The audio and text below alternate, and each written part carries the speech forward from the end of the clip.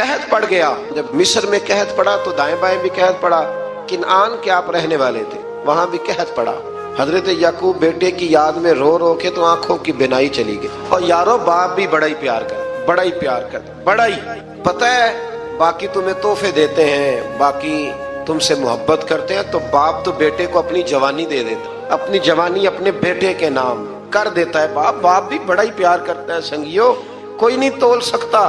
बच्चे ऐसे घूम रहे होते हैं ना अब्बा जी के सामने, तो उनका उठना बैठना चलना ही बड़ा प्यारा लगता है, का आना जाना ही बड़ा प्यारा लगता है। बाप का तो कद रोज ऊंचा होता है कि अल्लाह ने मुझे लाल अता फरमाया। हजरत याकूब की आंखों की बिनाई चली गई रो रो के। भाई हजरत यूसुफ के जब कहत पड़ा तो उन्हें पता चला कि एक वाहिद शहर मिस्र है जहाँ गंदम स्टॉक है, क्योंकि हजरत यूसुफ को पता था, ख्वाब बादशाह देख चुका था। तो आपने माल 7 सालों के लिए जमा कर लिया। अब भाई आए, अल्लाह अकबर, दुश्मन सामने नजर आए, मुखालिफ हासिद, तो फिर इंसान ठहरा रहे और इंसान कमजोर ना हो, ताकतवर हो। इतना ताकतवर हो कि हुक्मरान ही बन गया हो। जरा नबियों के हौसले भी देखना, पैगंबरों के हौसले भी देखना। भाई आए का गंदम चाहिए, तो जनाब यूसुफ ने ओहो भाइयां जया साख नहीं कोई जे विच खार ना होवे। हाँ, और मियां साहब फरमाया करते थे, भाई भाइयां दियां बावां होंदे ते भाई भाइयां दे वैरी।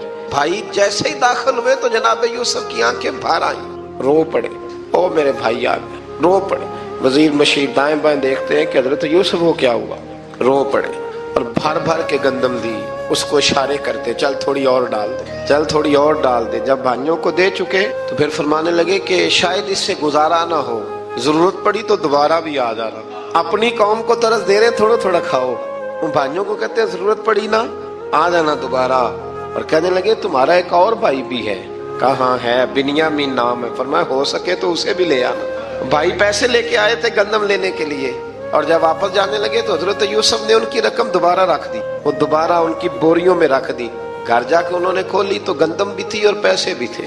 अब भाइयों से पैसे थोड़ी वसूल करने, जाके अपने वालिद से कहने लगे, अब्बा बादशाह बड़े देखे हैं पर उसमें कोई खुशबू देखी। तो उसने कहा है कि अपने दूसरे भाई को भी लेके आना, तो बिन्यामीन को ले जाए। हजरत याकूब फरमाने लगे, पहले भी तुम पे भरोसा कर चुका हूँ, बार बार नहीं करूंगा। यूसुफ गवा चुका हूँ। पोते बोल पड़े, कहने लगे दादाजी आप तो हर वक्त यूसुफ यूसुफ ही करते रहते। उन्होंने जिद की, इसरार किया, तो जनाब बिन्यामीन को साथ वादा लेके, आहद लेके, कसम लेके भेज दिया हजरत याकूब ने। जनाब बिन्यामीन भी पहुंचे मिस्र में। ये दोनों एक माँ से थे, सगे दोनों थे। हजरत यूसुफ ने जनाब बिन्यामीन को देखा तो अपने साथ बिठा लिया और जरा बातें बातें करके ना, इधर बैठ जाओ, इधर बैठ जाओ। अच्छा नहीं है जगह, आप इधर आ जाओ, मेरे साथ बैठ जाओ। भाई था ना सगा, अच्छा चलो ठीक है आप इधर आ जाओ। भाई को साथ बिठा लिया। अभी जब चीजें देने लगे तो कान में कहने लगे, वो परेशान थे ना हजरत बिन्यामीन की, ये बंदा क्या कर रहा है, तो कान में कहने लगे, मैं भाई हूँ तेरा, मैं यूसुफ हूँ। तो इस तरह का, यार थोड़े दिन मेरे पास रह नहीं जाता। हजरत बिन्यामीन कहने लगे, रह जाता हूँ। रह गए जनाब बिन्यामीन। अब कहा नहीं मैं नहीं भेजूंगा। कुछ लोगों ने ये लिखा है कि हजरत बिन्यामीन के जो बोरी थी उसके अंदर उन्होंने थैले के अंदर शाही प्याला रख दिया और फरमाया इसको हम नहीं जाने देंगे। हमारा प्याला कैसे, ये नहीं कहा कि ये चोर है, कहा प्याला कैसे आया इसके थैले में, लिहाजा ये अभी हम रहेगा हमारे पास, देखेंगे। वो बाकी चले गए तो यहूदा कहने लगा कि मैं नहीं जाता, मैं यहीं ठहरूंगा, इसलिए कि मैं बाप को क्या बताऊंगा कि पहले भी मैं कुर्ता मैं ही लेके गया था यूसुफ का, अब मैं क्या बताऊंगा। वापस गए और जाके बताया कि जनाब बिन्यामीन को उन्होंने रख लिया है, मामला बन गया है। वो कहते हैं कैसे प्याला आया है, शाही प्याला। हजरत सैयदना याकूब अलैहिस्सलाम फरमाने लगे, मैंने तुम्हें पहले ही कहा था कि तुम मेरे बिन्यामीन को भी ले जा रहे हो, पहले मैं भरोसा करके यूसुफ के मामले में परेशान हूँ। फरमाया इस तरह करो, जाओ ढूंढो जाके मेरे यूसुफ को और ढूंढो जाके मेरे बिन्यामीन को, जाओ तलाश करो। अल्लाह अकबर।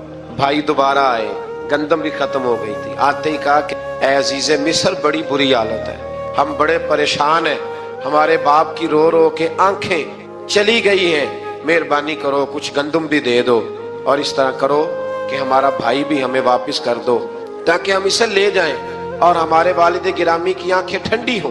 हजरत यूसुफ अला नबीना अलैहिस्सलाम उनकी बातें भी सुनने लगे और गौर से उनके चेहरे भी देखने लगे, गौर से। तो जब उन्होंने हजरत यूसुफ अलैहिस्सलाम की तरफ गौर से देखा तो हजरत यूसुफ कहने लगे, मुझे पहचानते हो? पहचानते हो? कहा नहीं। फरमाने लगे मैं यूसुफ हूँ। काला अना यूसुफ, कहने लगे मैं यूसुफ हूँ। और हजरत बिन्यामीन की तरफ इशारा करके कहने लगे वह हाजा अखी, और ये मेरा भाई है। मैं यूसुफ हूँ और ये मेरा भाई है। और फरमाने लगे अल्लाह ने हम पर एहसान किया है, और जो तकवा इख्तियार करता है और सब्र करता है, अल्लाह ताला उस नेक के अजर को कभी जाया, ये नहीं फरमाया मैंने बड़े तकवे किए परहेजगारी की तो बच गया। फरमाया जो भी तकवा इख्तियार करे, जो भी सब्र करेगा, अल्लाह उस नेक के अजर को कभी जाया नहीं करेगा। फिर फरमाने लगे जाओ आज तुम पर कोई गुनाह नहीं, जाओ एकदम ही उसी वक्त ही फरमाया जाओ मैंने तुम्हें माफ किया, जाओ मैंने तुम्हें माफ किया। और फरमाने लगे मेरी दुआ है कि मेरा रब भी तुम्हें माफ कर। फिर फरमाया ये मेरी कमीज ले जाओ, मेरा कुर्ता, और मेरे बाप की आंखों पे डाल दे, उम्मीद है उनकी आंखों की रोशनी वापस आ जाए। जाओ ले जाओ। तो वो कुर्ता लेके गए। इज़हाबू बी कमीसी हाजा, ये मेरा कुर्ता ले जाओ। देखो अल्लाह वालों के वजूद से जो चीज लग जाए तबर्रुक बन जाती। तो वो कुर्ता लेके गए भाई, अभी दूर ही थे।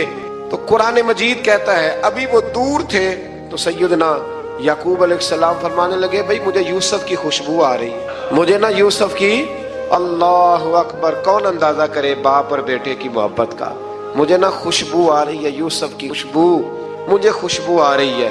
तो हजरत सैयदना याकूब अलैहिस्सलाम की आंखों पे डाला तो रोशनी वापस आ गई। काबा जी जरा चल के देखो तो सही रब ने आपके बेटे को कितनी शानें अता फरमाई। चलो ना।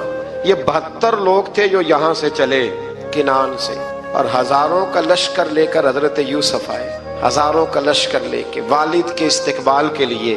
और जब बाप बेटे की मुलाकात हुई तो इमाम गजाली फरमाते हैं 4 लोग दुनिया में बड़ा ही रोए हैं। एक हुजूर बड़ा रोए हैं उम्मत के गम में, और एक सैयदा फातिमा बड़ा ही रोई है हुजूर के विसाल के बाद, और तीसरा फरमाते हैं याकूब बड़ा ही रोए हैं हजरत यूसुफ के लिए, बड़ा ही। और चौथे इमाम ज़ैनुल आबिदीन बड़ा ही रोए हैं वाक़या करबला के बाद। ये 4 लोग बड़ा ही रोए। फिर जब मुलाकात हुई दोनों की तो इस दर्द से मुलाकात हुई कि हर आंख अश्क बार हो गई। बाप बेटा इतनी वारफ्तगी से मिल रहे थे, इतनी वारफ्तगी से कि दाएं बाएं इन्हें खबर ही न रही कि बाकी लोग भी हैं। हजरत अल्लामा इस्माइल हकी ने लिखा है कि जनाब जिब्रील अमीन हजरत याकूब के कान में कहने लगे बस करें, ऊपर तो जरा नजर उठाएं, फरिश्ते भी दीदार के लिए आए हुए हैं। देखें अल्लाह के फरिश्ते भी आए हैं इस मंजरे मोहब्बत को देखने के लिए।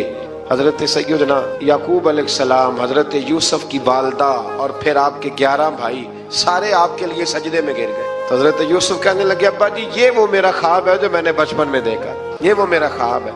हजरत सैयदना याकूब अलैहिस्सलाम फिर कमोबेश लगभग 23 साल, कुछ ने लिखा है 40 साल मिस्र में रहे। और जब विसाल होने लगा तो हजरत यूसुफ से फरमाने लगे बेटा मुझे यहाँ दफन न करना, मुझे वहीं ले जाना जहाँ मेरे वालिद दफन है, वहां जाके वो दफन हुए। हजरत यूसुफ अलैहिस्सलाम ने फिर सालों हुकूमत की मिस्र पर, फिर वहीं उनकी तदफीन हुई। और जब तदफीन हुई तो इख्तलाफ हो गया, हर कबीला कहता था हमने अपनी तरफ यूसुफ को दफन करना है, इसलिए कि जिस तरफ उनको दफन करेंगे खुशहालियां होंगी। फिर फैसला हुआ कि संगे मरमर के ताबूत में रख के हजरत यूसुफ को दफन किया जाए, और दफन करने के बाद ऐसी जगह पे दफन किया जाए जहां से पानी छू के गुजरता है। तो उनको वहां दफन किया गया, पानी छू के गुजरता था, लोग खेतियों को लगाते थे और मिस्र सरसब्दो शादाब रहता था। और फिर हदीस पाक में मौजूद मौला अली शेर खुदा रदी अल्लाह ताला अन्हो फरमाते हैं कि नबी करीम अलैहिस्सलाम की बारगाह में एक आराबी आया। हुजूर ने फरमाया कुछ मांग लो उस देहाती से। हुजूर ने फरमाया है आज वो माइल बाता और भी कुछ मांग ले। तो वो कहने लगा हुजूर आप मुझे सवारी के लिए ऊंट दे दे। हजरत अली कहते हैं मैंने कहा है अफसोस, मांगा भी तो क्या मांगा। हुजूर ने फरमाया चल कुछ और मांग ले। कहने लगा चले आने जाने के लिए किराया भी दे दे, ज़ादिरा भी दे दे, खाने क्या मांगा। तो हुजूर अलैहिस्सलाम ने उसे दे दिया। तो महबूब फरमाने लगे तुझसे तो मूसा अलैहिस्सलाम के दौर की वो बूढ़ी अच्छी। कहा वो बूढ़ी कौन सी बूढ़ी। तो हुजूर अलैहिस्सलाम फरमाने लगे रब करीम ने हजरत मूसा को हुक्म दिया कि जब आप मिस्र से निकले तो हजरत यूसुफ की कब्र को खोद कर उनका ताबूत भी साथ ले जाए। तो हजरत सैयदना मूसा अलैहिस्सलाम ने अर्ज की मालिक वो कैसे पता चलेगा। फरमाया वो तो आपने खुद ही पता करना है कि वो ताबूत कहाँ है, वो दरिया के अंदर था, कैसे पता करना है। पता करते करते पता चला कि एक बूढ़ी अम्मा है, उसे पता है ताबूत कहाँ है, वो किधर है ताबूत, तो बूढ़ी अम्मा को पता है। हजरत मूसा बूढ़ी के पास गए, कहने लगे अम्मा वो तुझे पता है यूसुफ की कब्र कहाँ। कहने लगी पता है। تو کہا پھر بتا دو. کہنے لگے مفت میں بتا دوں, نبی کے مزار کا ڈریس اور فری میں بتا دوں, یہ کیسے ہو سکتا ہے؟ تو حضرت سیدنا موسیٰ فرمانے لگے چل قیمت لے, طبرانی کی حدیث ہے, حضور بیان فرماتے. حضرت موسیٰ کہنے لگے بتا کیا لے گی؟ کہنے لگی مجھے نا جنت میں وہ والا مکان دلائیں جس کے پڑوسی موسیٰ علیہ السلام, میری اور آپ کی دیوار کٹھی ہو, کیا عقیدہ کند. اللہ اکبر. تو حضرت موسیٰ کہنے لگے چل اماں مہربانی کر جنت مانگ لے, اب تو پڑوس ہی مانگنے لگ گئی ہے. تو نبیوں کا درجہ تو بڑا ہوگا, تو دینے والا اللہ ہے, میں دعا کرتا ہوں. تو کہنے لگے جی ٹھیک ہے, اگر آپ نہیں دیتے تو میں ایڈریس نہیں بتاتی. تو حضور فرمانے لگے اس سے تو وہ اچھی تھی. حضرت موسیٰ نے عرض کی کہ یا اللہ یہ نہیں بتا رہی تو اب کیا کروں؟ فرمایا موسیٰ وعدہ تو کر لے, مکان میں دے دوں, وعدہ کر لے. تو حضرت سیدنا یوسف کا مرتبہ دیکھیے کہ ان کے مزار کا پتہ بتانے کے لیے, مزار کا پتہ بتانے کے لیے اس خاتون نے حضرت موسیٰ سے جو قیمت لی وہ یہ تھی کہ میں جنت میں آپ کی پڑوسی بنوں گی, پھر ایڈریس بتاؤں گی. تو حضرت موسیٰ نے وعدہ کیا, تو پھر اس نے پتہ بتایا کہ فلاں جگہ مزار ہے. یہ تقریباً سینکڑوں سال بعد حضرت موسیٰ وہ وہاں سے نکال کے تابوت اپنے ساتھ لے کر کے گئے. یہ وہ واقعہ جسے قرآن نے احسن القصص قرار دیا. اللہ کریم نے ہمیں اس واقعے میں یہ بتایا ہے کہ معاملات زندگی سے گھبرایا نہ کرو. جب بھی کوئی آزمائش آتی ہے نا تو پھر اللہ دو آسانیاں عطا کر. اور یہ بھی یاد رکھیں جو آسانیوں والے ہوتے ہیں نا, آزمائشیں بھی انہیں آتی ہیں. جو لاڈلے زیادہ ہوتے ہیں کئی دفعہ تکلیفیں بھی زیادہ. اللہ تعالیٰ لاڈلوں کو تکلیفوں سے محفوظ رکھے, لیکن تکلیفیں بھی زیادہ انہیں آتی ہیں. حضرت یوسف لاڈلے تھے تو سیدھے کنویں میں گئے تھے, لیکن اللہ بڑا کریم ہے, بھائیوں نے 20 درہم قیمت لگائی تو رب کریم نے فرمایا دیکھنا پھر میں اپنے یوسف کی کیا قیمت بیان کروں. پھر کروڑوں اور اربوں قیمت لگی, پھر کہاں کی آزمائش تھی, کہاں کی بات تھی. وہ ہر جگہ صابر رہے, کسی جگہ ان کا کوئی شکوہ نظر, ایک تقوی, دوسرا صبر, خاموشی. ہم لوگ نا بول کے لڑ کے فتح حاصل کرنا چاہتے ہیں. یاد رکھنا, آخری بات عرض کرنے لگا ہوں, صبر کرنا اور کام کرنا, صبر کرنا اور اپنے حصے کا رزلٹ اپنی مرضی کا نہ مانگنا, رزلٹ رب کریم کی مرضی. جب وہ کہا حضرت یوسف علیہ السلام نے اپنے باپ سے کیا کہا یا ابتی, اے میرے باپ, انی رأیت احد عشر کوکبا, بے شک میں نے خواب میں دیکھے ہیں 11 ستارے, والشمس اور سورج, والقمر اور چاند, رأیتہم لی ساجدین, کہ وہ مجھے سجدہ کر رہے تھے. یہ خواب دیکھا. حضرت ابراہیم علیہ السلام کے بیٹے حضرت اسحاق علیہ السلام اور حضرت اسحاق علیہ السلام کے صاحبزادے حضرت یعقوب علیہ السلام. حضرت یعقوب علیہ السلام نے کئی نکاح فرمائے, اللہ نے آپ کو 12 بیٹے عطا فرمائے. 2 بیٹے تھے آپ کے, حضرت یوسف علیہ السلام اور حضرت بنیامین علیہ السلام, جو ایک والدہ سے تھے. حضرت یوسف علیہ السلام بڑے حسین و جمیل تھے, بڑے خوبصورت تھے. کچھ لوگ ظاہراً خوبصورت ہوتے ہیں تو کچھ کی ساتھ عادتیں بھی بڑی خوبصورت ہوتی, بڑے نفیس, بڑے فرما بردار, بڑی میٹھی ٹھنڈی بات کرنے والے. ہوتا یہ ہے کہ جب کوئی بچہ پیارا بھی ہو اور عادتیں بھی اچھی ہوں تو ماں باپ کی آنکھوں کا تارا بن جاتا ہے, باقی محنت کرنے کی بجائے شکوہ کرنا شروع کر دیتے ہیں. تو حضرت یوسف علیہ السلام کے والد حضرت یعقوب علیہ السلام اپنے بیٹے سے بڑا پیار کرتے تھے. اور آج اس واقعے میں آپ کو یہ بھی سمجھ آئے گی کہ ساری زندگی لوگوں نے ماں بیٹے کا پیار بیان کیا ہے, یہ وہ واقعہ ہے جس نے باپ بیٹے کا پیار بیان کیا اور انوکھے انداز میں بیان کیا. یعنی باپ اور بیٹے کے پیار کا بھی کوئی شخص کسی جگہ تصور کر سکتا, اسے ماپا اور تولا جا سکتا نہیں ہے. تو حضرت یعقوب علیہ السلام کے صاحبزادے تھے یوسف علیہ السلام, آپ بڑا پیار کرتے تھے, تو باقی بھائی تھوڑا حسد کرنے لگے, انہیں جلنا شروع کر دیا. حضرت سیدنا یوسف علیہ السلام ایک دن فرمانے لگے اپنے والد سے کہ ابا جی میں نے خواب دیکھا ہے کہ 11 ستارے, سورج اور چاند مجھے سجدہ کر رہے ہیں. قال یا بنی لا تقصص رؤیاک علی اخواتک, کہ بیٹا اپنا خواب اپنے بھائیوں سے نہ بیان کرنا, اپنا خواب اپنے بھائیوں سے نہ بیان کرنا. فیکیدوا لک کیدا, ہو سکتا ہے وہ تیرے خلاف کوئی سازش رچے. کیوں رچیں؟ اس لیے کہ ان الشیطان للانسان عدو مبین, بے شک شیطان آدمی کا کھلا ہوا دشمن, وہ ہر وقت وسوسہ اندوزی کرتا ہے. تو لہٰذا بھائیوں سے بات بیان آپ نے نہیں بیان کی. آہستہ آہستہ نا وہ حسد بڑھتا. حسد بہت بڑی بیماری ہے. اگر نبیوں کے بیٹوں میں ہو سکتا ہے تو عام انسانوں میں کیوں نہیں ہو سکتا؟ انبیاء کے بیٹے اگر کر سکتے ہیں تو عام لوگ بھی. آپ جب کسی شخص کو دیکھیں نا کسی کے بارے میں کچے جملے بول رہا ہے, کمزور بات کر رہا ہے, تو پہلے اچھی طرح ٹٹول لیں, کہ حق بیان کر رہا ہے یا صرف حسد کے بیچ رہ کے گفتگو کر رہا ہے؟ بہت بڑی بیماری ہے۔ انہوں نے ایک چال بنائی 10 نے مل کے کہ اس طرح کریں کہ ان کو کوئی سخت سزا دیں، انہیں قتل کر دیتے ہیں۔ پھر کہنے لگے مارتے نہیں، کنویں میں پھینک دیتے ہیں۔ حضرت یعقوب علیہ السلام کی بارگاہ میں حاضر ہوئے تو حاضر ہو کے عرض کی کہ ہم سیر کرنا چاہتے ہیں تو ہمارا بھائی یوسف بھی تو ہمارا بھائی ہے نا، ہمارے ساتھ بھیجیں، وہاں کھیلے گا، کودے گا، کھائے گا، پیے گا۔ حضرت یعقوب علیہ السلام نے فرمایا نہیں، مجھے ڈر لگتا ہے کہ کہیں میرے یوسف کو کوئی تکلیف نہ پہنچ جائے۔ کچھ ایسے ہوتے ہیں جنہیں جدا کرنے کو دل ہی نہیں کرتا کہ وہ جائیں نہ۔ کئی دفعہ بعض بچے نالائق ہوتے ہیں، وہ جدا ہوتے ہیں لیکن ان کو جدا کرنے کو دل ہے، لیکن حضرت یوسف تو لائق بچے تھے نا اپنے والد کے، ان کا بھی نہیں ارادہ تھا۔ بھائی لے گئے اور لے جا کر کے حضرت یوسف علیہ السلام کو پہلے بہت زیادہ مارا، پھر حضرت یوسف علیہ السلام کا کرتا اتار کے ان کے ہاتھ باندھے، پھر بڑے بھائی نے یہودا نے رسی کے ساتھ باندھ کے کنویں میں لٹکا دیا، اور پھر جب درمیان میں پہنچے تو پھر رسی کو کاٹ دیا۔ حضرت یوسف جب گرے پانی میں آواز آئی تو ہنسے۔ مفسرین نے لکھا ہے کہ اللہ تعالیٰ نے حضرت جبریل امین کو بھیجا، فرمایا جاؤ میرے یوسف کو پکڑ کے نا تو احتیاط کے ساتھ نیچے رکھ۔ حضرت یوسف کو رکھ دیا گیا۔ 3 دن اور 3 راتیں جناب یوسف کنویں میں رہے۔ بچانے والا زیادہ بڑا ہے، محفوظ رکھنے والا زیادہ طاقتور ہے۔ 3 دن اور 3 راتیں کنویں میں رہے۔ انہوں نے کیا کیا کہ حضرت یوسف کا کرتا چونکہ اتار لیا تھا، 2 کرتے انہوں نے پہنے ہوئے تھے، بعد میں مفسرین نے لکھا ہے ایک تو کرتا وہ تھا جنہوں نے استعمال کیا، تو ایک کرتا بطور تعویذ کے حضرت یعقوب نے ان کے گلے میں ڈال دیا بطور برکت کے، تو وہ کرتا بھی ان کے گلے میں تھا۔ ایک کرتے سے انہوں نے باندھ دیا، دوسرا کرتا جو تھا نا اس کو خوند لگا کے نا بکری کا، تو حضرت یعقوب کے پاس آئے اور جب دروازے تک پہنچے تو شور کرنے لگے زور زور سے۔ حضرت یعقوب پریشان ہو کے باہر آئے، چونکہ وہ بکریاں بھی ساتھ لے کے گئے تھے، بکریاں چرایا کرتے تھے، تو کہا بکریوں کو بھیڑیا تو نہیں پڑ گیا؟ تو کہنے لگے حضور بکریوں کو تو نہیں پڑا پر حضرت یوسف کو لے گیا ہے، اور حضرت یوسف علیہ السلام شہید ہو گئے۔ حضرت یعقوب علیہ السلام نے نا وہ کرتا دیکھا تو کرتا دیکھ کے فرمانے لگے بڑا سیانہ تھا بھیڑیا، یوسف سارا کھا گیا ہے پر کرتا کسی جگہ سے پھٹا بھی نہیں۔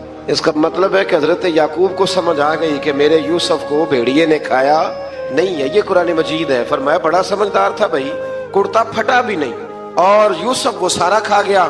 اب یہ روز وہاں بکریاں چرانے جاتے تھے، یا جناب یعقوب تو رونے لگے تو بھائی روز جاتے تھے، جھانک جھانک کے دیکھتے تھے کہ یوسف ہے کہ نہیں۔ تیسرے دن ایک قافلہ وہاں سے گزرا جو مصر جا رہا تھا، انہوں نے پانی نکالنے کے لیے جب ڈول لٹکایا تو حضرت یوسف نے پکڑ لیا۔ اس شخص نے حضرت جناب یوسف علیہ السلام کو اوپر کھینچا، جب واپس اوپر زندہ نکل آئے تو بھائی پھر حیران ہو گئے، ابھی بھی شکر ادا نہیں کیا کہ 3 دن کے بعد دیکھو اللہ نے کتنا فضل فرمایا ہے۔ لیکن وہ پھر کہنے لگے قریب آ کے نا اس سے، یہ ہمارا بھاگا ہوا غلام ہے، اگر تمہیں چاہیے تو لے لو، سستا بیچ دیں گے۔ حضرت یوسف کا قول بعد مفسرین نے لکھا ہے، آپ فرماتے ہیں کہ مجھے جب انہوں نے تھپڑ مارے تو اتنی تکلیف نہیں ہوئی، کنویں میں پھینکا تو اتنی تکلیف نہیں ہوئی، تکلیف تب ہوئی جب انہوں نے مجھے بھائی نہیں مانا اور کہنے لگے یہ ہمارا بھاگا ہوا غلام ہے۔ تو کہا کتنے کا بیچو گے؟ کہا تم 20 درہم دے دو اور لے لو۔ 20 درہم کا جناب یوسف کو بیچ دیا۔ وہ لے گئے مصر کی منڈی میں، وہاں قیمت لگنے لگی، کتنے ہزار، اتنے ہزار، اتنے ہزار۔ اللہ اکبر۔ جناب یوسف کہتے میں نے وہ رنگ بھی دیکھا کہ جب میرا باپ سب سے بڑھ کر مجھ سے پیار کرتا تھا، اور آج میں وہی یوسف ہوں جس کی بولیاں لگ رہی۔ عزیز مصر آ گیا، مصر کا جو مال خزانہ کا مالک تھا وہ شخص آ گیا۔ اس میں بھی کئی اقوال ہیں کہ وہ بادشاہ تھا کہ کیا تھا، بہرحال عزیز مصر آیا، خزانوں پر قبضہ اسی کا تھا۔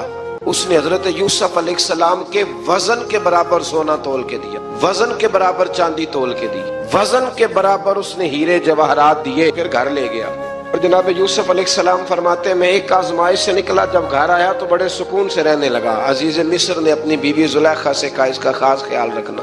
فرماتے ہیں محبت ملنے لگی، پیار ملنے لگا، گھر میں بڑی خوشی سے رہنے لگا، پر اللہ کو کچھ اور ہی منظور تھا۔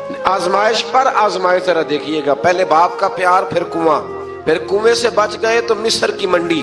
فرماتے ہیں وہاں سے میں بچ کے آیا، عزیز مصر کے گھر رہنے لگا۔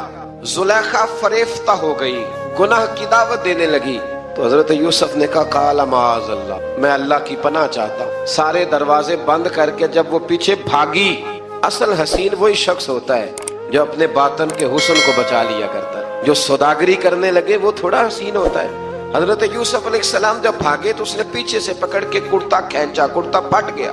ابھی آپ دروازے تک پہنچے تھے، عزیز مصر خود آ گیا۔ اس نے آگے کہا یہ کیا ہو رہا ہے؟ تو اس نے مکر کیا زلیخا نے، کہنے لگی کہ ہونا کیا ہے، اس کو گھر میں رکھ کے پالا ہے، اب جوان ہوا ہے تو معاذ اللہ اس نے میرے طرف دست درازی کرنے کی کوشش۔ حضرت یوسف پھر خاموش ہو، بھائی بیچ رہے تھے تو پھر بھی خاموش تھے۔ کبھی کبھی کچھ چیزیں خاموش رہ کے سہنی پڑتی، زخم پہ زخم کھا کے جی، خونے جگر کے گھونٹ پی، آہ نہ کر لبوں کو سی، یہ عشق ہے کو دل لگی نہیں۔ حضرت یوسف علیہ السلام پھر چپ ہے۔ زلیخا نے بڑی باتیں کی۔ ایک دانا آدمی تھا، قرآن کہتا ہے ایک بولا بولنے والا، ایک عقل مند بولا۔ اس نے کہا دیکھو، نہ زلیخا کی سنو نہ یوسف کی سنو، اگر تو کرتا آگے سے پھٹا ہوا ہے تو پھر غلطی ہے جناب یوسف کی، اور اگر پیچھے سے پھٹا ہے تو پھر زلیخا کی غلطی۔ حضرت یوسف کی معاذ اللہ پھر غلطی، تو عزیز مصر نے کرتا دیکھا تو پیچھے سے پھٹا تھا، لیکن امام قرطبی کہتے ہیں وہ کوئی عقل مند آدمی نہیں، وہ تو 4 مہینے کا بچہ تھا، وہ ایک 4 مہینے کا وہ قریب تھا۔ حضرت یوسف علیہ السلام کی گواہی دینے کے لیے اللہ نے اسے زبان دی تھی، زلیخا کے ماموں کا بیٹا تھا، 4 مہینہ کا گہوارے میں لیٹا ہوا، جب بادشاہ سے فیصلہ نہیں ہو رہا تھا اور بادشاہ پریشان تھا عزیز مصر کے، کسی کو جا کے بتاؤں گا تو کوئی کیا سوچے گا، اس کے گھر میں کیا کچھ ہوتا ہے۔ کہتے پریشان تھا تو پنگوڑے سے بچہ بول پڑا، کہنے لگا بادشاہ اگر تو کرتا آگے سے پھٹا ہے تو پھر معاذ اللہ غلطی حضرت یوسف کی، اگر پیچھے سے پھٹا ہے تو پھر زلیخا کی، تو کرتا پیچھے سے پھٹا تھا۔ حضرت یوسف کے حق میں گواہی مکمل ہو گئی۔ اب آہستہ آہستہ نا دربار میں محل میں بات پھیلنے لگی، تو بیویاں کہنے لگی اوہو زلیخا تو ایک غلام پہ عاشق ہو گئی ہے، ایک غلام پہ۔ تو زلیخا کہنے لگی تم اجے میرا محبوب نہیں ڈٹھا۔ یہ رٹے ڈالنے والے دیکھتے نہیں اور دور کھڑے رہ رہ کے کہانیاں سناتے رہتے۔ انہوں نے کہا تو نے ابھی دیکھا نہیں نا، تو نے ابھی یہ کیا پتا ہو کہ ماجرا کیا ہے؟ تو کہنے لگی نہیں تو غلام پہ۔ اس نے کہا چلو تجربہ کراتی ہوں۔ ساری عورتوں کو بٹھایا، ہاتھ میں ایک ایک سیب دیا، ایک ایک چھری دی، اور جب پوری تیاری ہو گئی پھل کاٹنے کی عورتوں کی، تو جناب یوسف سے کہا ذرا جھلک تو دکھاؤ۔ تو حضرت یوسف نے جب جھلک دکھائی تو قرآن کہتا ہے سیب کاٹنے کی بجائے ہاتھ کاٹ لی، اور کہنے لگی اوہو یہ کوئی بشر نہیں، یہ تو کوئی فرشتہ ہے، یہ کوئی فرشتہ ہے، یہ تو کوئی اللہ تبارک و تعالیٰ کی طرف سے آنے والا کوئی کرامت والا، عزت والا، شان والا فرشتہ ہے۔ حضرت زلیخا کہنے لگی سمجھ آئیے پھر تو مجھ پر شکوہ کرتی تھی۔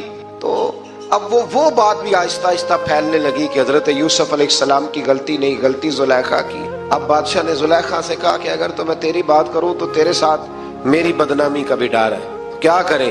طے یہ پایا کہ حضرت یوسف کو جیل میں ڈال دیا، پہلے بھائیوں کے تھپڑ، پھر کنواں، پھر مصر کی منڈی، پھر زلیخا کا الزام، اور پھر باری آ گئی جیل جانے کی۔ حضرت یوسف علیہ السلام کو جیل میں، کچھ نے لکھا ہے 12 سال جیل میں ڈال دیا۔ حضرت یوسف علیہ السلام جیل میں کیا کرتے؟ واعظ فرماتے، تبلیغ فرماتے، لوگوں کو اللہ کی توحید کی دعوت دیتے۔ وہاں جیل میں نا ایک شخص نے خواب دیکھا، اس نے دیکھا کہ میرے سر پہ نا پرندے کھا رہے۔ تو حضرت یوسف کہنے لگے اس کی تعبیر یہ ہے کہ تجھے قتل کیا جائے گا، اور تیری لاش کچھ دیر پڑی رہے گی تو پرندے تیرے سر پہ آ کے بیٹھیں گے، یہ تعبیر ہے۔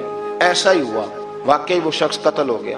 ایک شخص نے دیکھا کہ وہ شراب کشید کر رہا ہے، اس نے بھی تعبیر پوچھی تو آپ نے فرمایا تو اپنے بادشاہ کو پلائے گا۔ محسوس ہوتا ہے کہ اتنی دیر تک شراب ناجائز نہیں تھی، تو اس کو شراب پلائے گا، یہ اس کی تعبیر ہے۔ وقت گزرتا گیا، وقت جو ہوتا ہے نا، وقت یہ خود بخود لوگوں کی بے گناہی ثابت کر دیتا ہے۔ ایک وقت میں نا پراپوگنڈا ہوتا ہے تو ہر آدمی پراپوگنڈے کا شکار ہوتا ہے، پھر جب وقت گزرتا جاتا ہے تو خود بخود وقت کا گزرنا کچھ چیزوں کا خود بخود حال بن جاتا ہے۔ حضرت یوسف علی نبینا علیہ السلام کو جب 12 سال بیت گئے تو بادشاہ نے، عزیز مصر نے خواب دیکھا۔ اس نے خواب دیکھا کہ 7 موٹی تازی گائیں دبلی پتلی گائیں کو کھا گئی، اور 7 خشک بالیاں ہیں اور 7 سرسبز و شاداب بالیاں ہیں۔ اپنے وزیر سے کہنے لگا کوئی تعبیر والا بندہ ملے۔ اس نے کہا کہ ایک بندہ ہے جس کی تعبیریں بڑی سچی۔ کہا وہ کون؟ کہنے لگے جناب یوسف۔ تو قید خانے میں پیغام بھیجا حضرت یوسف کو کہ خواب کی تعبیر بتائیں، تو جناب یوسف نے یہ نہیں کہا پہلے مجھے باہر نکالو، یہ نہیں فرمایا۔ فرمایا تعبیر یہ ہے، یہ جو 7 خشک بالیاں دیکھی ہیں نا، اس کا مطلب ہے کہ 7 سال تنگ دستی رہے گی، اور 7 سرسبز بالیاں دیکھی ہیں تو پھر 7 سال اللہ خوشحالی دے دے گا۔ اور فرمایا یہ جو تم نے گائیں دیکھی ہیں موٹی تازی وہ کھا گئی، فرمایا اس کی تعبیر یہ ہے کہ کوشش کرنا جو تمہارے پاس دن یہ چل رہے ہیں جن میں سرسبز و شاداب ہے کھیتیاں، تو 7 سالوں کے لیے اناج جمع کر لینا، بالیوں کے اندر ہی رہنے دینا، باہر نہ نکالنا، اور پھر اگلے جو خشک سال ہوں گے نا، وہ یہ جو جمع پونجی کی ہوگی نا، اس کی برکت سے وہ 7 سال آسانی سے۔ اس پر ہمارے مفسرین نے لکھا ہے، اس آیت پر صوفیاء اور بزرگ تو کہتے ہیں نا سارا اللہ کے راستے میں دے دو، یہ بھی بات اچھی ہے، لیکن اگر کوئی اپنے بچوں کے لیے آنے والے وقت کے لیے کچھ چیزیں سنبھال کے رکھے تو یہ بھی سورہ یوسف سے ثابت ہے، یہ بھی سورہ یوسف سے، تو یہ بھی کوئی ایسا فعل نہیں ہے جس پر کوئی شخص تنقید کر سکے۔ آمدام برسر مطلب حضرت یوسف نے جب تعبیر بتائی تو بادشاہ کہنے لگا کہ انہیں باہر نکالو، آپ فرمانے لگے میں نہیں نکلتا بھائی، نہیں نکلتا میں جیل سے، یہی ٹھیک ہوں میں، آپ کیوں نہیں نکلتے؟ کہنے لگے پہلے اعلان کر کے لوگوں کو بتا کہ میں بے قصور، وہ جو تو نے پراپوگنڈا کیا نا اپنے منہ سے اعلان کر۔ اس نے جناب زلیخا کو بلایا، ان عورتوں کو بلایا، وہ عورتیں ساری سامنے آئیں، انہوں نے گواہی دی کہ یوسف تو بے گناہ ہے، پر سال کتنے لگ گئے؟ اللہ اکبر، 12 سال لگ گئے۔ یقین کریں کچھ لوگوں کو یہ ثابت کرنے میں نا کہ میں ٹھیک ہوں زندگی بیت جاتی، اور میں تمہارا خیر کا ہوں زندگی بیت جاتی ہے۔ لوگوں کو ہوش تب آتی ہے جب مزار پر چادر ڈالنے کا ٹائم آ جاتا، ہوش تب آتی ہے، لیکن پھر ہوش کا کوئی فائدہ۔ 12 سال کے بعد بادشاہ نے ان کو بلایا اور کہنے لگا کہ یہ جو خواب میں نے آپ کو سنایا اب کرنا کیا ہے؟ تو حضرت یوسف کہنے لگے تم سے کچھ بھی نہیں ہوگا، اگر کچھ کرنا ہے تو پھر یہ خزانے کی ذمہ داری میری لگاؤ، اگر کوئی قابل آدمی ہو تو وہ آگے بڑھ کے بات کر سکتا ہے۔ یہاں ہر بندہ ہی آگے بڑھ کے کہتا ہے مجھے دے دو ڈیوٹی، لیکن قابل ہو تو وہ آگے بڑھ کے بات کرے اور سمجھے کہ میرے علاوہ کسی کے لیے مشکل ہے تو پھر وہ آگے بڑھے۔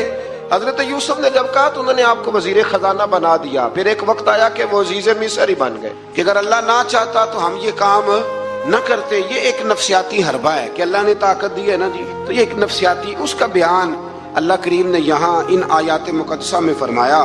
در حقیقت بات یہ ہے کہ اللہ کی مشیت اور ہے اور اس کی رضا اور ہے۔ مثلا مجرم کو سزا دینا اس کی مشیت ہے، لیکن اس کی رضا میں ہے کہ کوئی اس کی نافرمانی نہ کرے۔ اگر سب کو جبری طور پر اطاعت کے راستے پر ڈالنا اللہ تعالیٰ کی مشیت ہوتی تو پھر کسی کی مجال نہ ہوتی کہ اس کا حکم نہ مانے، لیکن اب مشیت اور ہوتی ہے، رضا اور ہوتی ہے۔ اللہ کی یہ رضا نہیں کہ اس کے بندے دوزخ میں جائیں، لیکن اس نے قانون بنایا ہے کہ اگر تم نافرمانی کرو گے تو دوزخ میں، تو یہ رضا نہیں، یہ اللہ کی مشیت۔ تو یہ اللہ نے طاقت نہیں دی لوگوں کو، اس لیے نہیں دی تھی کہ وہ ظلم کریں، لیکن اگر انہوں نے ظلم کیا ہے تو اب انہیں سزا بھی ملے گی۔ تو یہ شخص نہ کوئی کہے کہ وہ اللہ کی دی ہوئی طاقت سے معاذ اللہ، یہ بہت سارے لوگ بیوقوفی والی باتیں کرتے ہیں۔ ایک دفعہ بزرگوں نے لکھا ہے کہ ایک شخص جو تھا وہ کسی کے باغ سے روز پھل توڑ کے کھا جایا کرتا تھا، تو مالک بڑا سیدھا سادہ تھا، مالک اس کو کہتا کہ بھئی تو روز میرے باغ سے پھل توڑ کے کھاتا ہے، تو وہ کہتا باغ بھی اللہ کا ہے، زمین بھی اللہ کی ہے، اور میں بندہ بھی اللہ کا ہوں۔ وہ چپ کر جاتا، سادہ آدمی تھا۔ بہت سارے لوگ کہتے ہیں نا نہیں آ کے، ایک صاحب مجھے کہنے لگے جی کل میرے ساتھ بڑا عجیب معاملہ ہوا، ایک بندے نے مجھے کہا تجھے قسم ہو اللہ کی جو جیب میں ہے سارا کچھ دے دے، اور میں نے کہا نہیں دینا چاہیے۔ تو وہ مجھے مشورہ دینے لگا، کہنے لگا حضرت جی اس نے اللہ کی قسم دی تھی۔ تو میں نے کہا مکان کتنے مرلے کا تیرا؟ کہنے لگا ہے 10 مرلے کا۔ کتنے کا ہے؟ کہنے لگا جی اللہ کا شکر ہے 60-70 لاکھ کا ہوگا۔ میں نے کہا ایک بندہ بلاؤں تجھے قسم دے تو اس کے نام رجسٹری کر دینا۔ کہنے لگے نہیں یہ نہیں ہو سکتا۔ تو میں نے کہا یہ کیسی کچی بات ہے کہ 500-700 کے لیے تجھے یاد ہے کہ یہ جائز ہے، لیکن وہ میرے دادا جی ایک بات کہا کرتے تھے، وہ دیہاتی لوگ ہوتے تھے تو دیہات کی مثالیں کئی دفعہ بڑی یاد رہ جاتی تھی۔ وہ کہا کرتے تھے کہ دودھ میں اور لسی میں مکھی گر جائے تو عورتیں اسے پھینک دیتی ہیں، لیکن اگر مکھن میں گر جائے نا تو پھر اس کو پھینکتی نہیں بلکہ مکھی نکال لیتی، کیونکہ گھی مہنگا ہوتا ہے نا تو لسی سستی ہوتی ہے۔ تو آپ چیزوں کو سمجھیں کہ ہمارا رویہ بڑا عجیب ہے معاملات کو سمجھنے کے حوالے سے۔ وہ بندہ بھی کہتا کہ جناب یہ پھل بھی اللہ کے تو باغ بھی اللہ کا تو میں بندہ بھی اللہ کا۔ بولا آدمی تھا بیچارہ چپ کر جاتا، کہتا تو ٹھیک ہے نا، کی پنجابی چاکی دسی لبی شے خدا دی نہ تیلے دی، اور ختم ہو گئی بات۔ حالانکہ وہ کسی کی ہوتی ہے، تیلے پا دے کیوں نہیں ہوتی جی، وہ کسی دی حیثیت تے تانڈی کی ہے نا، لیکن بس ہمارا ذوق بن جاتا ہے کہ قابو آ گئی ہے تو قابو کرو معاذ اللہ۔ تو وہ بیچارہ بڑا پریشان تھا، تو ایک دن اس نے نا اپنے ایک شہر کے عالم سے بات کی۔ اس نے کہا کہ جناب وہ میرے ساتھ تو بڑی مصیبت بن گئی ہے، وہ روز پھل توڑ کے لے جاتا ہے اور کہتا ہے زمین بھی اللہ کی، باغ بھی اللہ کا، کھانے والا بندہ بھی اللہ کا۔ تو عالم کہنے لگے میں بھی تمہیں نسخہ دیتا ہوں، کل اس پہ استعمال کرنا۔ میں کہا ٹھیک ہے جی۔ وہ وقت پہ آ گیا باغ کا مالک، تو جب وہ آیا نا پھل توڑنے، اس نے پھل بڑے سیر ہو کے کھائے، اس نے کھانے کا موقع دیا۔ جب وہ فارغ ہو گیا اس نے اس کو رسی کے ساتھ درخت کے ساتھ باندھ لیا اور ڈنڈا پکڑ لیا، اور جب مارنے لگا تو کہنے لگا یہ کیا؟ کہنے لگا یہ چھڑی کی توفیق بھی اللہ کی، رسا بھی اللہ کا، باندھنے والا بندہ بھی اللہ کا، اب تجھے جو پھینٹی لگے گی وہ بھی اللہ کی دی ہوئی طاقت سے لگے گی، معاذ اللہ، اب تو کھا۔ وہ کہنے لگا معاف کر دو، آج کے بعد یہ کام نہیں کروں گا۔ تو کہتے ہیں نہیں، مشیت ہے جی اللہ کی، اللہ نہ کرتا معاذ اللہ تو ہم، تو یہ ایک نفسیاتی جھوٹ ہے، اس کو آپ سمجھ لیں، آپ اس پر غور فرمائیں۔ تو یہاں بہت سارے لوگ یہ ظلم کرتے ہیں اور دین کی حدوں کو پامال کرتے ہیں، اللہ تعالی ہمیں سمجھنے کی توفیق عطا فرمائے۔ آیت نمبر 152 سے لے کر 161 تک میں اللہ تعالیٰ نے فرمایا، غالباً 9 باتوں کا حکم دی۔ سب سے پہلے ارشاد فرمایا کہ اللہ کے ساتھ کسی کو شریک نہ ٹھہرانا، دوسرے نمبر پہ فرمایا والدین کے ساتھ اچھا سلوک کرنا، تیسرے نمبر پہ فرمایا تنگ دستی کے خوف سے اولاد کو قتل نہ کرنا۔ اب تو بڑے بڑے لوگ عالم فاضل ہو کے کہتے ہیں بچے تھوڑے پیدا کرو، حالانکہ میرے نبی کریم علیہ السلام نے فرمایا اس عورت سے نکاح کرنا جو محبت زیادہ کرنے والی ہو اور بچے زیادہ پیدا کرنے والی ہو۔ تو یہاں معیار کیا ہے؟ تنگ دستی کے خوف سے اولاد کو قتل نہ کرو، اور فرمایا ظاہری اور چھپی ہوئی ہر قسم کی فحاشی سے بچو، اور نمبر 5 پہ فرمایا قتل ناحق نہ کرو، نمبر 6 پہ فرمایا یتیم کا مال ناجائز طریقے سے نہ کھاؤ، اور نمبر 7 فرمایا لین دین میں ناپ تول پورا کرو، 8 پہ فرمایا بلا تمیز سب کے ساتھ انصاف کرو، اور نمبر 9 میں ارشاد فرمایا کہ اللہ کے ساتھ کیے ہوئے وعدے کی پاسداری بھی کرو۔ تو اللہ تبارک و تعالیٰ نے ان 9 چیزوں کو بیان کیا، اور سمجھ لیں یہ خلاصہ بیان کیا میرے رب کریم، یہ پورے دین کا خلاصہ ہے۔ اور یہ ساری چیزیں بیان کرنے کے بعد ارشاد فرمایا کہ یہی سیدھا راستہ ہے، گروہ بندی چھوڑ کر اسی راستے کی پیروی کرو، اور کتاب الہی کے احکام کو ملحوظ خاطر رکھو، اور جو لوگ ایمان لانے کے لیے نشانیاں طلب کرتے ہیں ان کے پاس فرشتے آئیں یا اللہ تعالیٰ خود آئے یا اس کی کوئی نشانی آئے، قرآن نے بتایا کہ جس دن عالم غیب کی نشانیاں آئیں گی تو پھر ان منکرین کے لیے ایمان لانا بھی نفع بخش نہ ہوگا۔ جو دیکھ کر کلمہ پڑھے گا فرعون کی طرح اس کا کلمہ پھر قابل قبول نہیں ہوگا۔ یہ تو قابل قبول تب ہی ہے کہ یؤمنون بالغیب، کہ تو بغیر دیکھے ایمان لے آ۔ اور یہ بھی فرمایا کہ اے رسول جنہوں نے دین کو گروہوں میں بانٹ دیا ہے آپ کا ان سے کوئی تعلق نہیں ہے، جنہوں نے بانٹ دیا اللہ تبارک و تعالیٰ کے دین کو، یہودیوں نے عیسائیوں نے تقسیم کر دیا۔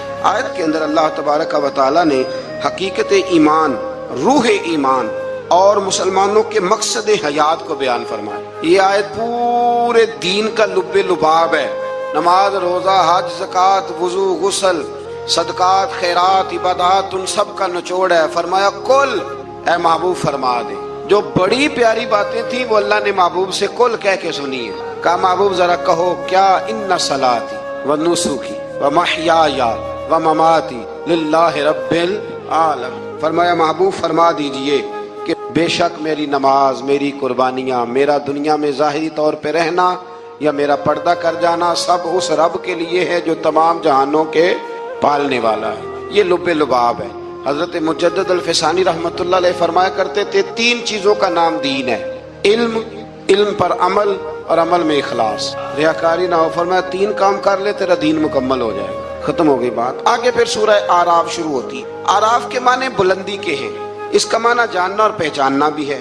اصحاب آراف کے بارے میں ایک قول تو یہ ہے کہ ان کی نیکیاں اور گناہ برابر ہوں گے، ان کا مقام جنت اور دوزخ کے درمیان ہوگا۔ یہاں یہ وہ لوگ ہیں جو اہل جنت اور اہل جہنم کو پہچاننے والے ہوں گے۔ یہ آراف والے نا، ایک جنتی ایک جہنمی، اور درمیان میں آراف، یعنی جس کی ایک گناہ زیادہ ہو گئے تو جہنم میں گیا، اور جس کی نیکیاں زیادہ ہو گئی اللہ کے فضل سے وہ تو جو کچھ برابر برابر والے ہیں ان کے لیے مقام آراف ہے، ان کے لیے مقام آراف ہے۔ اور کچھ نے لکھا ہے نہیں یہ تو بلند مقام ہے، یہاں تو اللہ فرشتوں اور نبیوں کو جگہ عطا فرمائے۔ بعض مفسرین نے یہ قول بھی بیان فرمایا۔ اس سورہ مبارکہ کی ابتدا میں سرکار دو عالم صلی اللہ تعالی علیہ وسلم کو تسلی دی گئی کہ آپ کفار کے ظلم سے، بے وفائی سے اور ان کے سخت رویے سے تنگ دل نہ ہوں، بلکہ آپ اپنا فرض ادا کرتے رہیں اور کتاب مقدس کی تبلیغ بھی آپ کرتے رہیں اور سرگرم ہو کے کرتے رہیں۔ ان سے آپ کو پریشان ہونے کی ضرورت، یعنی اس کا معنی یہ ہے کہ رب کریم آپ کے پیغام کو پوری دنیا میں پھیلا دے گا۔ گھوڑا جب دوڑتا رہتا ہے تو وہ اپنی منزل تک پہنچ جاتا ہے، لیکن جو جھاڑیاں اس کے پیروں کو لگتی ہیں وہ لگتی تو ہیں، لیکن اگر وہ چلتا رہے تو وہ نیچے ہی رہ جاتی ہیں۔ تو یہ نبی پاک کے وسیلے سے مجھے تو یوں لگتا ہے رب نے ہمیں سمجھایا ہے کہ تم نہ اپنا کام کرتے رہو، کسی کے سخت رویے کو ملحوظ خاطر لانے کی کوئی ضرورت ہے۔ اس سے آگے آیت نمبر 5 کے اندر اللہ کریم نے بتایا ہے کہ بعض بستیوں میں دوپہر کو سوتے ہوئے عذاب آیا، اور جب عذاب آیا تو پھر ان کے مکینوں نے اقرار کیا کہ ہاں ہم ظالم ہیں، یہ ہمارے ظلم کی وجہ سے۔ قیامت کے دن اعمال کا وزن کیا جانا حق ہے، وزن کیا جائے گا۔ جن کی نیکیوں کا پلڑا بھاری ہوگا وہ فلاح پائیں گے اور کامیاب ہوں گے، اور جن کی نیکیوں کا پلڑا ہلکا ہوگا وہ نقصان اٹھانے والوں میں سے۔ آج میں زمین میں انسان کے آباد کرنے اور ذرائع معاش مہیا کرنے کی نعمتوں کا ذکر فرمایا، اور فرمایا بہت کم لوگ ہیں جو شکر ادا کرتے ہیں، بڑے کم ہیں جو شکر ادا۔ اللہ فرماتا ہے شکر ادا کرنے والے تھوڑے ہیں، اور ناشکری کرنے والے آٹومیٹک بات ہے، ناشکری کرنے والے۔ اچھا وہ کبھی کبھی میں سوچتا ہوں کہ کبھی رجیا بندہ ملے نا کوئی، پیسے ہیں تو۔ پاکستان میں جو لوگ دنیا کے مالداروں میں شامل ہو گئے ہیں نا، پاکستان کے نہیں، ایشیا کے نہیں، دنیا کے مالداروں میں، ان کے کاروبار بھی ابھی جاری ہیں، اور ابھی تک انہوں نے جھاڑو پکڑا ہوا ہے پیسے جمع کرنے کا۔ سیر ہونے کا کوئی جگہ، کوئی مقام، آپ یقین کریں، ایک مشورہ ہے چھوٹا سا، اس پہ عمل کر کے دیکھیں۔ کبھی نہ زندگی میں، کبھی اللہ کی رضا کے لیے تھوڑی دیر کے لیے پیسوں کے دولت کے چکر سے نکل کے بھی دیں، فقط شکر والا ذہن بنائیں۔ یعنی میری رائے یہ ہے کہ رمضان المبارک الحمدللہ 2 دن رہ گئے پہلا عشرہ ختم ہونے میں، یہ 2 دن پورے، صرف 2 دن، زیادہ کی طلب نہیں کرنی، بس جتنے پچھلے ملے ان پہ صرف شکر ہی کرنا۔ اور بھائی سنو، فضل کی طلب تو ہر وقت کرنی، لیکن پچھلے کا شکر ادا کرے۔ لئن شکرتم لازیدنکم، شکر کرنے سے نعمتیں محفوظ ہو جاتی اور اللہ ان میں اضافہ فرما دیتا۔ اللہ سمجھنے کی توفیق عطا فرمائے۔ آیت نمبر 12 سے لے کر 28 تک پھر حضرت آدم علیہ السلام اور جناب حوا کا واقعہ، پھر شیطان کی وہ ساری بات۔ یہ واقعہ قرآن پاک میں کم و بیش 7 جگہ پہ بیان ہوا ہے۔ یہاں بھی بیان کیا گیا کہ اللہ تعالیٰ نے اس کو کہا سجدہ کر، پر اس نے سجدہ نہ کیا، اور نہ کرنے کے بعد پھر اس نے یہ کیا کہ حضرت آدم علیہ السلام کے پاس گیا اور ان سے بھی اجتہادی خطا کرائی۔ میں جو لفظ بول رہا ہوں اس پر غور کریں، اجتہادی خطا، یہ لفظ آپ نے یاد رکھنا۔ یہ حضور نے فرمایا کہ مجتہد جو ہوتا ہے نا، جو بالغ نظر ہوتے ہیں لوگ، جن کی پوری نظر ہوتی ہے معاملات پہ، وہ اگر کبھی بھول جاتے ہیں تو اس کا مطلب ہے کہ وہ چیزوں کو سمجھنے میں کسی جگہ ان سے اگر بھول ہو گئی تو اللہ اسے ان کی سزا نہیں دیتا، بلکہ وہ ایک اجتہادی خطا ہے، خلاف اولا ہے۔ یہ کام حضرت آدم علیہ السلام سے بھی ہو گیا۔ وہ شیطان نے پھر جا کے ان سے کہا، جب وہ جنت میں چلے گئے تو ان سے جا کے کہنے لگا کہ آپ اگر جس درخت کا پھل کھانے سے اللہ نے روکا ہے، اگر آپ کھا لیں گے نا تو آپ میں حیات ملے گی، کبھی مریں گے نہیں۔ تو پھر وہ پھل انہوں نے کھا لیا۔ پھر آپ اس واقعے کی تفصیلات کو جانتے ہیں۔ ان آیات میں اللہ کریم نے بالخصوص یہ ذکر فرمایا ہے کہ پھر شیطان نے رب کریم سے کہا کہ مجھے مہلت دے تاکہ میں تیرے بندوں کو گمراہ کروں۔ اللہ نے اسے مہلت عطا کی۔ کب تک مہلت دی؟ اللہ تبارک و تعالی نے قیامت تک کے لیے مہلت عطا کی۔ تو میرے بھائی، شیطان مہلت لے کے آیا گمراہ کرنے، اب وہ تو آیا تھا گمراہ کرنے، تو اگر ہم اسے پکی دوستی کر لیں، یارانہ ہی کر لیں، ہم اس کو پہچانے ہی نہ اپنے دشمن کو۔ اور قرآن نے درجنوں جگہ پہ کہا کہ صرف دشمن نہیں، تمہارا کھلا ہوا دشمن اعلانیہ دشمنی کرتا ہے، اسے پہچانیں، اس کا خیال کریں، اس پر توجہ کریں۔ ہم ایسے بزرگوں کو بھی جانتے ہیں کہ جن کو شیطان سمجھتا تھا کہ ان پر ہمارا داؤ نہیں چل سکتا، سمجھتا تھا، اور کچھ رب کے بندے ایسے جن سے ویسے ہی بھاگ جاتا ہے۔ حضور نے فرمایا میرا عمر جس گلی سے گزرے شیطان رستہ ہی بدل جاتا ہے۔ دیکھیں نا، 2 قسم کے لوگ ہیں، جن کو آپ خوش آمدید کہہ کے گلے لگاتے ہیں، اور کچھ ایسے ہیں جو آپ کو دیکھ کے رستہ بدل جاتے ہیں۔ میں کبھی کبھی بڑا خوش ہوتا ہوں، محلے کی کسی گلی سے گزرتا ہوں تو کسی بچے نے اونچی آواز کر کے ڈیک لگایا ہو تو چھوٹی کر دیتا ہے یا بند کر دیتا ہے، بلکہ کئی دفعہ بڑا لطف آتا ہے کہ وہ بچہ بند کر رہا ہے تو دوسرا اسے کہہ رہا ہے کی تکلیف ہے، کیوں بند کر رہا ہے؟ تو کہتا پیر صاحب گزر رہے ہیں، تھوڑی دیر ٹھہر جا۔ تو الحمدللہ تعالی ہم نے کیا کر لینا ہے، نہ بھی وہ کرے تو یہاں تو اپنے بچوں پہ اللہ ماشاءاللہ کم زور چلتا ہے لوگوں کا، تو پھر دوسرے کا بچہ حیا کرے۔ تو کچھ چیزیں ایسی ہوتی ہیں جن کی وجہ سے شیطان کو قابو کیا جا سکتا۔ آیت نمبر 24 میں اللہ تعالیٰ نے بیان فرمایا ہے کہ پھر انہیں جنت سے زمین پہ اتارا گیا اور مقررہ مدت تک کے لیے یہاں رہنا ٹھہرایا گیا۔ پھر اللہ تعالیٰ نے مقصد لباس بیان کیا ہے کہ لباس پہننے کا کیا مقصد۔ فرمایا ہم نے بنی آدم پر لباس اس لیے اتارا ہے کہ ان کی ستر پوشی ہو، ستر پوشی، پردہ ہو اور سامان زینت ہو، अच्छे लगे लिबास पहने। और सबसे बेहतर लिबास तकवे का लिबास है, उससे बंदे की ज्यादा पर्दा पोशी। फिर बनी आदम को मुतनब्बे किया गया कि शैतान के मकरो फरेब में ना आए। इसको ये मलका दिया गया है कि वो तुम्हें हर जहत से देख लेता है। अल्लाह ताला ने लिबास पर्दे के लिए दिया है और जीनत के लिए दिया। तो अगर कोई लिबास इस तरह का पहने जिससे पर्दा ही ना हो रहा हो, फिर इसका मतलब है वो लिबास के मकसद को नहीं समझा। खुला लिबास पहने, चुस्त लिबास ना पहने, वसी लिबास पहने जिससे आपको बहुत सारी चीजें समेटने का मौका मिले। गर्मियां शदीद आएंगी तो बहुत सारे नौजवान शार्ट निकरे पहन के वो घूमेंगे, उन्हें डरना चाहिए अल्लाह ताला से। मैं पूछता हूँ कई दफा बच्चों से कि ये थोड़ा सा जो आपने पजामा काट लिया है तो इससे किस कदर ज्यादा आपकी गर्मी खत्म हो गई। समझे चीजों को, मतलब हम जानबूझ के उस काम की तरफ लपकते हैं कि जो काम बड़ा ही नापसंदीदा है। अल्लाह ताला हमें समझने की तौफीक अता फरमाए। आयत नंबर 32 और 33 में फरमाया कि बनी आदम, हर इबादत के वक्त लिबास जीनत को इख्तियार करो और इसराफ से बचते रहो। इसराफ से बचते हुए अल्लाह ताला की नेमतों से इस्तिफादा करो। पाकीज़ा चीजें खा लिबास हो या खुराक हो मोमिनों के लिए हलाल है। अल्लाह ने जाहिर और बातन में बेहयाई, गुनाह और हक से निकल जाने को हराम करार दिया है। बाकी किसी के पास पैसे हो तो वो 10,000 की एक वक्त रोटी खा ले तो उसके लिए वो नाजायज नहीं है। वो 10 लाख का भी लिबास पहन ले तो उसके लिए मना।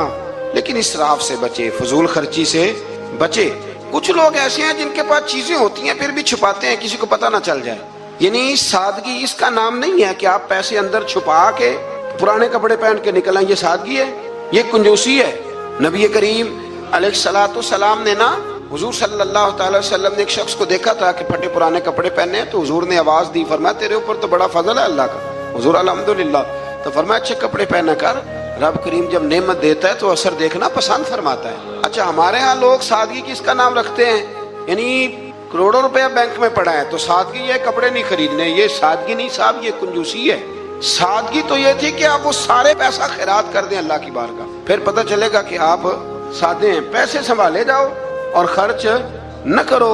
ये तो कुरान और सुन्नत ने हमें बताया है कि तुम अपने वारसों के माल की हिफाजत कर रहे हो। और ये भी फरमाया इस आयत में कि नमाज के वक्त जीनत हासिल करो, अच्छे कपड़े पहन के नमाज पढ़ा करो। मैं एक मसला कई दफा बयान किया, फिर अर्ज करता हूँ। मैं दोस्तों को कहा करता हूँ कि मस्जिद की टोपी पहन के यहाँ तो वलीमे पे भी जाके दिखाओ ना, तो वहाँ तुम जाते नहीं तो नमाज पढ़ने कैसे आ जाते हो। तो ये ट्राउजर शर्ट पहन के यहाँ तो तुम शादी के साथ भी जाके दिखाओ, तुम्हारा पता चले।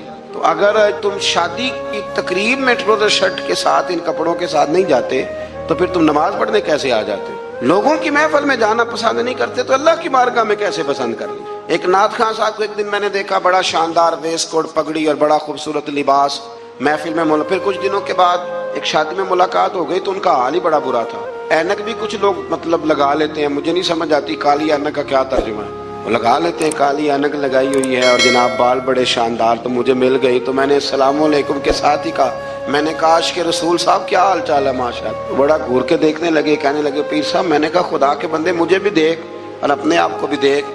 मैं अल्हम्दुलिल्लाह तुम्हें जिस तरह महफिल में मिलूंगा शादी की तकरीब में भी उसी तरह ही मिलूंगा। ये क्या बात हुई कि आप थोड़ा सा रवैया आपका बदल जाए जब थोड़ा इधर उधर दाएं बाएं जाना हो, ये कोई मतलब नहीं है। अच्छा लिबास पहन के आप नमाज पढ़ेंगे। आयत में रसूल किराम जितने भी अल्लाह के रसूल आए उनकी इताअत करने वाले को तकवा और अमल साले करने वाले को जन्नत की बिशारत, जबकि कुफर तकजीब करने वाले को जहन्नम की वईद सुनाई गई। आयत ने फरमाया कि अल्लाह ताला की आयात को झुटलाने वाले और तकब्बुर करने वालों के लिए आसमान के दरवाजे नहीं खोले जाएंगे, अल्लाह, और ना ही वो जन्नत में दाखिल किए जाएंगे। आयत नंबर 44 में फरमाया अल्लाह ताला ने अहले जन्नत के दिलों से कीना निकाल दिया है।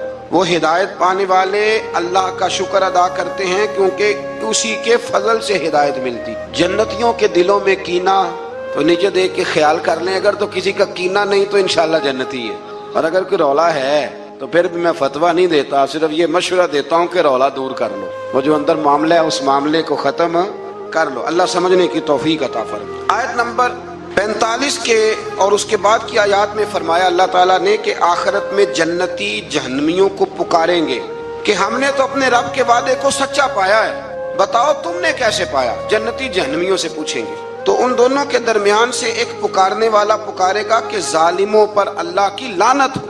मजीद फरमाया कि जन्नतियों और जहन्नमियों के दरमियान हिजाब होगा, اور اہل آراف دونوں گروہوں کو ان کی نشانیوں سے پہچانیں گے، اور جنتیوں کو سلام کریں گے اور جہنمیوں سے کہیں گے کہ تمہاری جماعت اور تمہارا تکبر، تمہاری جماعت، وہ جس جماعت کے تم لیڈر تھے، سربراہ تھے، جس برادری کے تم چیئرمین تھے، تمہاری جماعت اور تمہارا تکبر آج تمہارے کسی کام نہ آیا۔ جہنمی جنتیوں سے استدعا کریں گے، گزارش کریں گے کہ ہم پر تھوڑا سا پانی انڈیل دو، تھوڑا سا انڈیل دو، اور جو نعمتیں تمہیں عطا ہوئی ہیں ان میں سے تھوڑا سا ہمیں بھی دے دو۔ مگر اللہ تعالیٰ نے فرمایا کہ یہ چیزیں کافروں پر حرام ہیں، ان کے لیے ہیں ہی نہیں۔ اور جن لوگوں نے دین کو کھیل تماشا سمجھ رکھا ہے، اللہ ان سے فرمائے گا جس طرح تم نے قیامت کے دن کو فراموش کر رکھا تھا، آج ہم تمہیں نظر انداز کر دیتے۔ آیت میں اللہ تعالیٰ کی قدرت کی نشانیوں کا بیان فرمایا، اور اس کے بعد فرمایا اپنے رب کو گڑ گڑا کر چپ کے اس کے عذاب سے ڈرتے رہو، یعنی اپنے رب کو جب پکارو تو گڑ گڑا کے پکارو اور اس کے عذاب سے ڈرتے رہو، اس کی رحمت کے یقین رکھتے ہوئے۔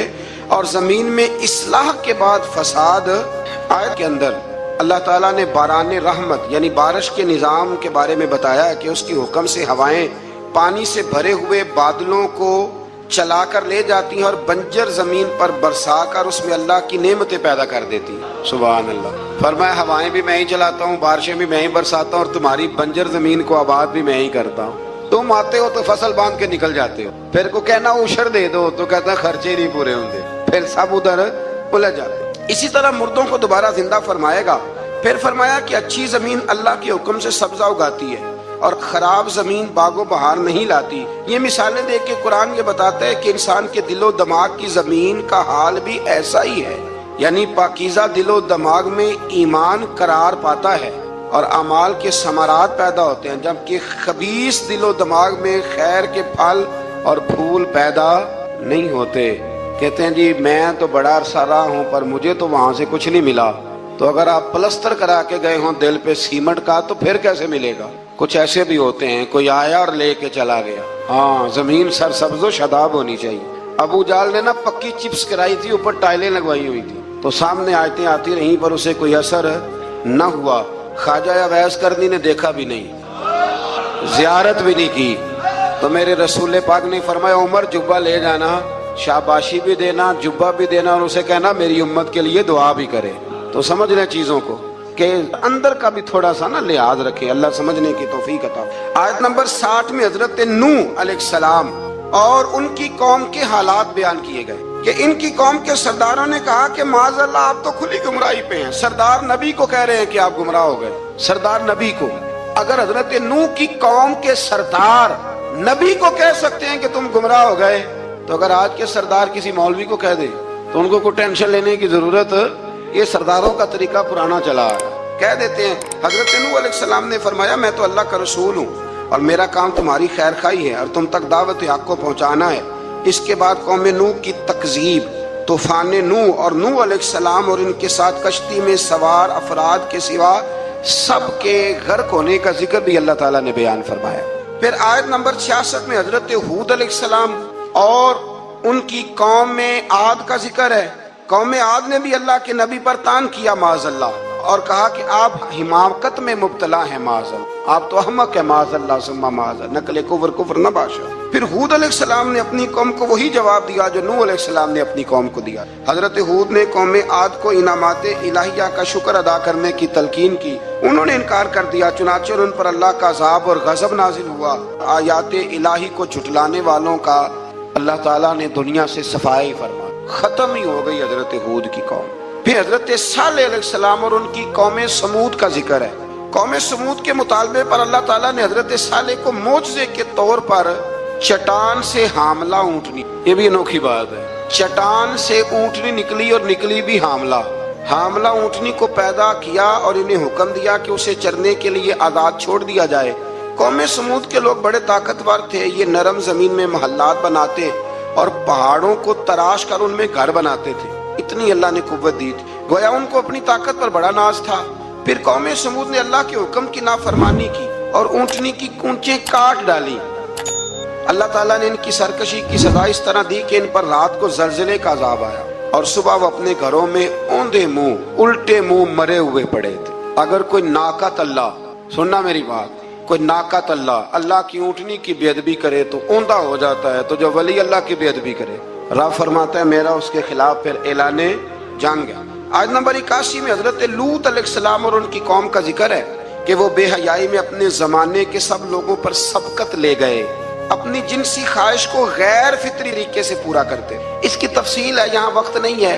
اصل میں یہ جو قوم تھی نا، ان کے پاس باغات تھے بڑے سرسبز و شاداب، تو مہمان بڑے آتے، تو ان کی خواہش تھی کہ مہمان نہ آئیں، بہت زیادہ لوگ آتے تھے، حالانکہ مہمان تو اللہ تعالیٰ کی رحمت ہوتا ہے۔ تو شیطان نے پھر انہیں ایک طریقہ بتلایا، مہمان آتے تو یہ معاذ اللہ مرد مردوں کے ساتھ بدفعلی کرتے، شیطان نے انہیں یہ طریقہ بتلایا، غیر فطری طریقے سے اپنی جنسی خواہش کو پورا کرتے۔ جب اللہ تعالیٰ کے نبی عذاب کا ڈر سناتے تو حضرت لوط علیہ السلام کا مذاق اڑاتے، بالآخر اللہ تعالیٰ نے ان پر عذاب نازل کیا، اور یہ لواطت، مرد کا مرد سے بدکاری کرنا، اس کی سزا اللہ نے یہ دی کہ آسمان سے پتھر برسائے، اور اس طرح ان کا نام و نشان مٹا دیا، یہاں تک کہ لوط علیہ السلام کی وہ بیوی جو قوم میں لوط کی ہم خیال تھی وہ بھی عذاب سے نہ بچ سکے، اور صرف حضرت لوط علیہ السلام اور ان کے ساتھ قبیلے کے جو چند نیک لوگ تھے وہ بچے۔ میں نے ایک دفعہ پہلے بھی بات بیان کی تھی، پھر ایک عرض کرتا ہوں، کبھی کبھی نا نوجوان جب موٹر سائیکلوں پہ اکٹھے بیٹھے ہوتے ہیں، یہ قرآن ہے نا جی، یہ کوئی بے حیائی کی بات نہیں، یہ قرآن ہے، قرآن اگر اس بات کو بیان کرتا ہے تو اس کا مطلب ہے یہ ضروری کام ہے۔ تو میں جب ان کو دیکھتا ہوں تو کئی دفعہ دل کو بڑی اذیت پہنچتی ہے کہ مطلب سرعام بچے شرارتیں کرتے ہیں اور ایسی غیر اخلاقی حرکتیں کرتے ہیں کہ جو پڑھے لکھے سمجھدار نوجوانوں کو زیب نہیں دیتی۔ ان کو سمجھنا چاہیے، خیال کرنا چاہیے۔ میں نے پہلے بھی ایک دفعہ کہا تھا، لیکن مسئلہ بتانا میری ذمہ داری ہے، بغیر داڑھی کے جو خوبصورت لڑکا ہوتا ہے اسے امرد کہا گیا، امرد یعنی اس کا حکم اسی طرح جس طرح آپ کسی عورت کو بے پردہ دیکھتے، وہ امرد ہے بغیر داڑھی۔ اور حضرت سیدنا حسن بصری کے پاس ایک نوجوان آیا تو وہ رو پڑا، آپ نے فرمایا کیوں روتے ہو؟ کہنے لگا حضور میں بڑا پکا حافظ تھا، میں نے 12-14 مصلے قرآن پاک کے سنائے۔ فرمایا پھر کیا ہوا؟ کہنے لگا حضور اللہ نے سزا دی ہے، میں قرآن بھول گیا ہوں۔ فرمایا کس طرح؟ فرمانے لگے ایک بے ریش بغیر داڑھی والے خوبصورت لڑکے کو گندی نظر سے دیکھ بیٹھا تھا، اللہ نے یہ مجھے سزا دی۔ پھر حضرت حسن بصری نے طریقہ بتلایا، پھر اس نے توبہ کی، تو سمجھ لیں کہ یہ اتنا برا فعل ہے کہ یہ کرنے والے پر آسمان سے پتھر برستے ہیں۔ حضرت لوط کی قوم پر تو آج اگر قوم یہ کام کرے، ہم جنس پرستی، عورتوں کا عورتوں کے ساتھ، شادی ہونے تک کے واقعات، عورت کے عورت کے ساتھ، مرد کے مرد کے ساتھ، لوگ اس کو آزادی کا نام دے رہے ہیں۔ یہ آزادی نہیں، یہ بے حیائی ہے، یہ فحاشی ہے، یہ عریانی ہے۔ اللہ تعالیٰ ہمیں سمجھنے کی توفیق عطا فرمائے۔ اگر آپ کو ہماری یہ ویڈیو پسند آئے تو ہمارے چینل کو لائک اور سبسکرائب کریں۔ شکریہ۔